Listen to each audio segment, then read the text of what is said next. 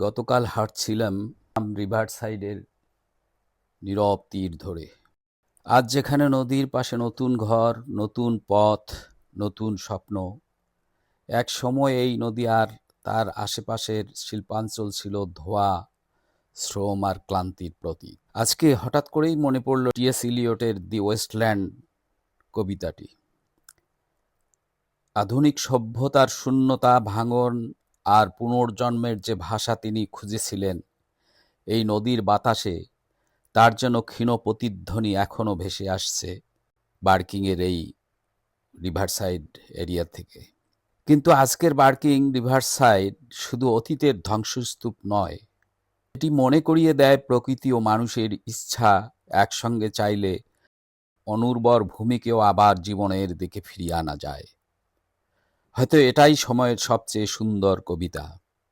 শুধু টি.এস. ইলিয়টের সেই বিখ্যাত কবিতাটির কথাই বারবার মনে পড়ছে, তাই আপনাদের সঙ্গে শেয়ার করছি। টেমস নদীর বার্কিং রিভারসাইড এরিয়া অঞ্চল থেকে অসাধারণ সৌন্দর্যে ঘেরা টেমস নদীর এই অববাহিকায় দাঁড়িয়ে আজ অন্যরকম একটা অনুভূতি।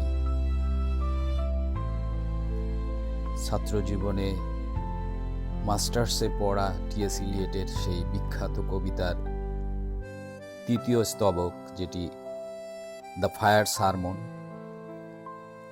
সেই কবিতার লাইনগুলো বারবার মনে পড়ছে। বিখ্যাত অন্ধ প্রফেট টাইরেসিয়াসের সেই বেদনাবিধুর স্মৃতিময় বর্ণনা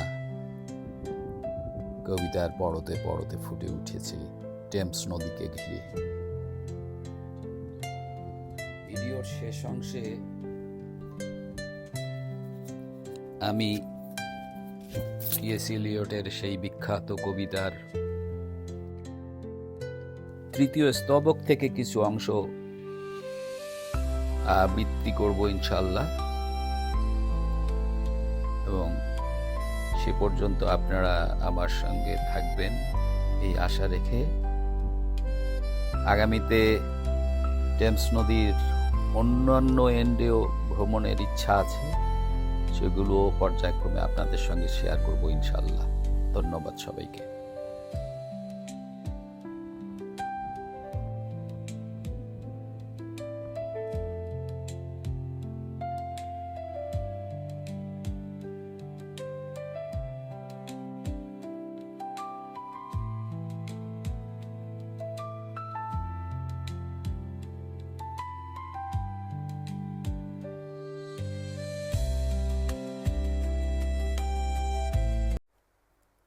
The river's tent is broken, the last fingers of leaf glass and sink into the wet bank. The wind crosses the brown land unheard, the nymphs are departed, sweet Thames run sweetly till I end my song. The rivers bears no empty bottles, sandwich papers, silk handkerchiefs, cardboard boxes, cigarette ends, or other testimony of summer nights. The nymphs are departed, and their friends, the loitering hairs of city tars departed, have left no addresses. By the waters of Leman, sweet Thames, run softly till I end my song. Sweet Thames, run softly, for I speak not loud or long.